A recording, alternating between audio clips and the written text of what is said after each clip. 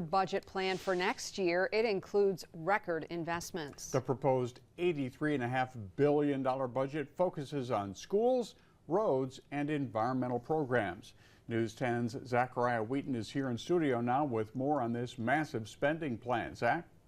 Hey, good evening. The governor's proposed budget includes millions for schools, including a new record for per pupil funding and almost $5 billion for roads. However, with less revenue in the general fund and concerns surrounding cuts at the federal level, there was a lot of uncertainty surrounding next year's budget at today's hearing.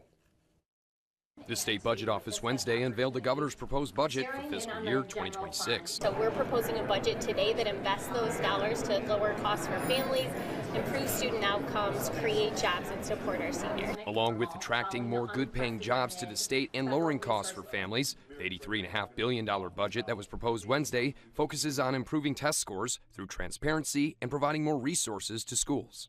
We've grown the school aid fund $1 billion a year. And what do we got for it? Nothing. In fact, a degradation, sharp degradation in achievement. I'd like to see what we can do to turn those things around. The budget also includes almost $5 billion in total road funding. However, there is uncertainty surrounding how that tab will be paid. If the full budget was implemented, the state would have just $29 million left over to pay for that road plan, meaning we'll need to find new revenue in order to fund it.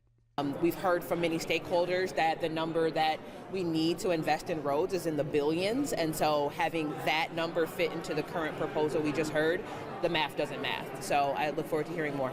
Much of the funding in the proposed budget requires money from the federal government, and with cuts expected for many federal programs, including the Department of Education, Democrats at Wednesday's hearing rose concerns about how the state will pay for programs. Almost 42% of Michigan's funding comes from the feds. As the director of the state budget office says, they're standing by for any changes that may come. We're going to continue to monitor the potential impacts, but until the cuts are real or proposals become more firmed up, we just got to be prepared for a lot of scenarios.